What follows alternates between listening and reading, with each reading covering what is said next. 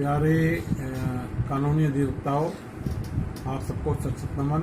आज हम आपसे चर्चा करेंगे रानीबाग थाने की वीर गाथा के बारे में। किस तरीके से रानीबाग पुलिस वाले पहले 24/1/18 को घर में घुसते हैं, रेकी करके 40 मिनट डकैती डालते हैं।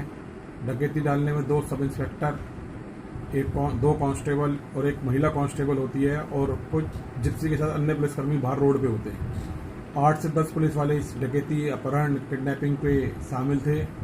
और जब एडवोकेट्स ने, कानूनी अधिवक्ताओं ने, नियर सोशल रिप्रेजेंटेटिव ने 17 PCR कॉल कर दी 7 मोबाइलों से, तब भी पुलिस ने ना तो कोई कार्रवाई करी और ना ही कुछ बताया कि क्या उन कॉलों पे उन्होंने एक्शन लिया। जिसमें 4 कंप्लेंट ऐसे ही ASI जगदीश कुमार को, 2 SI नवीन कुमार को। और साथ ही ये बताना चाहता हूँ कि इसके बिहाफ पे पुलिस, जब उनके ये सारे काला चिट्ठा खुल गया उनके अपराधों का, ACP राजा बंटिया 5 ये रानीबाग थाने मिलते हैं वकीलों से, एक डेलीगेशन से। एक डेलीगेशन ज्वाइंट CP सागर हुड्डा ज्वाइंट CP थे, उनसे पुलिस हेडक्वार्टर मिलता है। DCP असलम खान को फ़ोन किया जाता है, उनके PA को कहती है बात करो। परमिंदर को फ़ोन किया जाता है। WhatsApp, email, telephonic call, SMS message, सभी तरह से सूचना दी जाती है, जो कि ऑनरेबल सुप्रीम कोर्ट की जजमेंट ललिता कुमारी वर्सेस UP के अंदर ये बात मेंशन है बिल्कुल क्लियरली। कॉग्निजेंट ऑफेंस रिफर होना चाहिए 17 PCR कॉल से। कॉग्निजेंट ऑफेंस और द हीनियस। एक कॉल 1675 PCR फार्म की गई 12 खंबा रोड PHQ पे, जो इंस्पेक्टर आनंद कुमार को हुई, और जिसके ऊपर विजिलेंस के ACP ने भी इंक्वायरी करी और उसको फिर अशोक विहार को भेज दिया गया। वो रिपोर्ट भी आज तक ना तो न्यायालय के सामने आ रही और न्यायालय को रानीबाग थाना कुछ मानता ही नहीं है। इन्होंने ये बात बोली कि एक अपनी झूठी स्टोरी बनाई, उसके लिए झूठी फर्जी DD एंट्री करी और मौके के ऊपर बहुत सारे CCTV मौजूद थे। पुलिस ने उसकी CCTV फुटेज या DVR उठा के उसको जब्त नहीं करी, ना ही कोर्ट में जमा कराई। या तो उन्होंने ली नहीं, और ली तो उसको कोर्ट के सामने नहीं रखा। इसी तरीके से CDR का ऑनरेबल 101 नंबर कोर्ट से आदेश हो गया कि पुलिस कमिश्नर के कार्यालय में क्लोज एनवेलप में CDR सेव करी जाए, लेकिन इलीगल गैर कानूनी तरीके से सरस्वती के ACP, पूर्व ACP संजीव कुमार ने, SHO राजेंद्र सिंह रानीबाग ने और SI नवीन ने एक चीफ पब्लिक परमिशन लेके इलीगल रिवीजन फाइल कर दिया कि इंटरलॉकटरी ऑर्डर पे, और वो अलाउ भी हो गई। इस तरीके से बहुत सारे इन्होंने जो है सबूत मिटाए। गवाहों के ऊपर 283-88 केस दर्ज करे, जबकि बंदा गांव में था, वो अपनी टिकट भेज रहा है, अपने मोबाइल से बुक कराई हुई ट्रेन की टिकट अपने परिवार के साथ, उसको 8/3/22 को उठा के ले गया यहाँ से रानीबाग से कांस्टेबल अनुज, और वहाँ पे LN सैनी ने जबरदस्ती उससे एक रिपोर्ट लिखवा ली। वो भी एक हवा को स्टाइल करने का मैटर, और लगातार पुलिस ये सब कर रही है। उसके बावजूद न्यायालय के अंदर जब बहस होती है तो उसके अंदर कोर्ट अपना ही ऑर्डर 23 फरवरी 2022 का और 3/3/2022 का अपने ऑर्डर कंप्लायंस करे बिगर मात्र एक IO, जो कि ASI जगदीश, जिसने 2 महीने भी IO नहीं रहा, उसकी एक रिपोर्ट के ऊपर कॉग्निजेंस ले लिया। वो कॉग्निजेंस भी सवालों घेरे में रहा। लगातार उसमें उन्होंने बताया, एफिडेविट के साथ, सबूत के साथ, अधिवक्ता के साथ, सबके साथ कोर्ट को बताया कि पुलिस ने आज तक कोई भी इन्वेस्टिगेशन नहीं करी है, कोई भी उसके पास सबूत नहीं है, अभी तक उन्होंने कोर्ट के सामने रखा नहीं है 5.5 साल में। जबकि विक्टिम ने अपनी तरफ से CCTV फुटेज भी रखी, इन पुलिस वालों को दिखाते हैं कि वो रेकी कर रहे हैं और डकैती मार रहे हैं, सब कुछ दिखाया फुटेज के अंदर। सरकारी जिप्सी लेकर आए हुए हैं।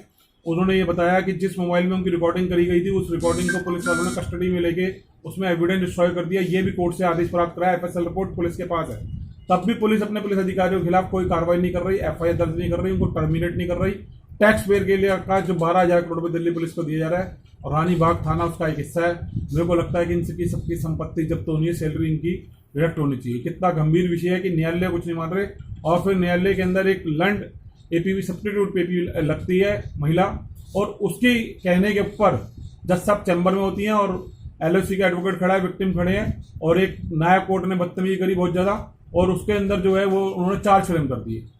जो पुलिस की थ्योरी थी उसके अंदर से आधे सेक्शनों के ऊपर चार्ज फ्रेम कर दिए, जबकि कोई आर्गुमेंट नहीं। और मटेरियल 18/12/2020 का बिफोर कॉग्निजेंस जो एविडेंस कोर्ट के पास थे, कोर्ट ने उसको ना तो कॉग्निजेंस टाइम पे कंसीडर किया, ना चार्ज फ्रेम के टाइम पे कंसीडर किया, ना ये देखा कि पुलिस ने इन्वेस्टिगेशन में कुछ भी नहीं किया 5.5 साल के अंदर। ना कोर्ट ने ये देखा कि इनके पास कोई जो एक सस्पेंसफुल एक स्टोरी के अलावा कुछ नहीं है, उसका कोई भी एविडेंस उनके पास नहीं है, ना कोई इंडिपेंडेंट विटनेस है उनके पास, ना कोई उनके पास इलेक्ट्रॉनिक फुटेज है।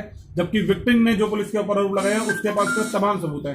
CCTV फुटेज है जिसमें पुलिस के अपराध साबित हो रहे हैं, उसके पास, पुलिस के पास सीडीआर से साबित हो रहा है कि पुलिस ने अपराध किया है और बहुत सारे सबूत कोर्ट के सामने रखे हुए हैं और न्यायालय की मदद से वो सारे सबूत इकट्ठे करे गए हैं, आरटीआई कंप्लेंट के द्वारा करे हुए हैं और इससे पुलिस परेशान होती है आरटीआई लगाने से। तब मैं ये जानना चाहता हूं कि आखिर इस देश के अंदर रानीबाग थाने को लिबर्टी कब तक मिलेगी, न्यायालय से भी और प्रोसिक्यूशन को भी, और कब तक ऐसा चलेगा ना। और रानीबाग थाने के खिलाफ सख्त कार्रवाई नहीं हो रही। 124/18 दर्ज हुई, 10 से 15 पुलिस वाले सस्पेंड हुए, एक साल में 33-35 पुलिस वाले सस्पेंड हुए। ये विजंता गोलोरिया मैडम के टाइम की बात बता रहा हूँ आपको। इनका कंडक्ट इतना खतरनाक रहा है रानीबाग वालों का। अभी हाल में भी पता चला है कि किसी आदमी केस के अंदर कई दिनों तक लोगों को इलीगल डिटेंशन में रखा गया। 13/2/23 का किस्सा है और ये बात जानकारी में आई, न्यायालय के अंदर हम खड़े थे।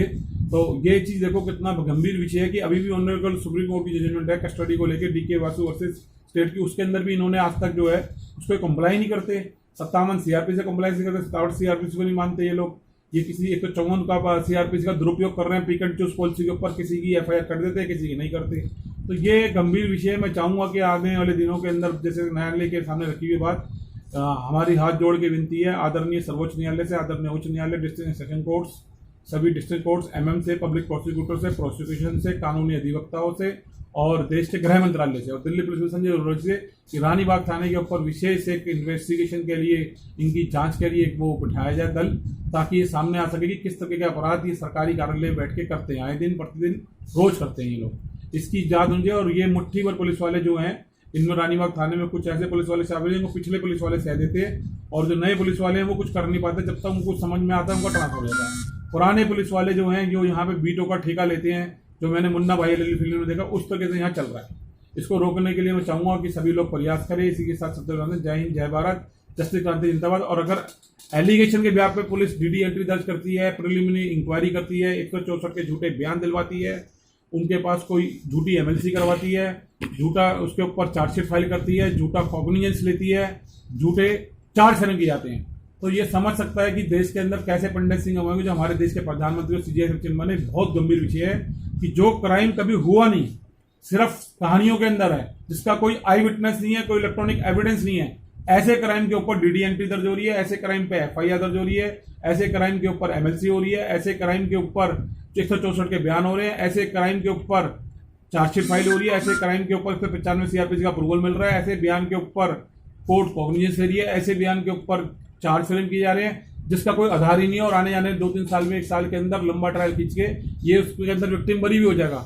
लेकिन ये दिखाना चाहते हैं कि सबूतों का अभाव में बरी हुआ, जबकि कहानी ही झूठ है। ये मैं जरूर चाहूंगा कि सीबीआई, ईडी, एनआईए, जितनी भी संस्थाएं हैं और जो भी आईपीएस हैं सीनियर अधिकारी, और खास तौर से आदरणीय डॉक्टर सागर प्रसाद हुड्डा साहब जो उस टाइम ज्वाइंट सीपी थे और special CP law and order, वो व्यक्तिगत उन्होंने एक पर्सनल हियरिंग मार्क करी थी। वो इंक्वायरी रिपोर्ट भी आज तक न्यायालय के सामने नहीं आ रही कि उन्होंने क्या कमेंट्स लिखे, बिल्कुल गायब कर रखा है हर चीज को। कोई इंक्वायरी कोर्ट के सामने नहीं आ रही और कोर्ट भी मुख दर्शक हो गई है। पता नहीं क्या कारण है कि कोर्ट इनसे 22/18 का ऑर्डर, 21/4/18 के ऑर्डर के बावजूद आज तक वो रिपोर्ट कोर्ट के अंदर नहीं आई।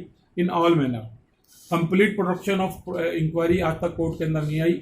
ये चीज समझ से बाहर है कि ऐसा कब तक चलेगा। इसी के साथ शब्दावली को विराम देते हैं। जय हिंद, जय भारत, जस्टिस क्रांति जिंदाबाद।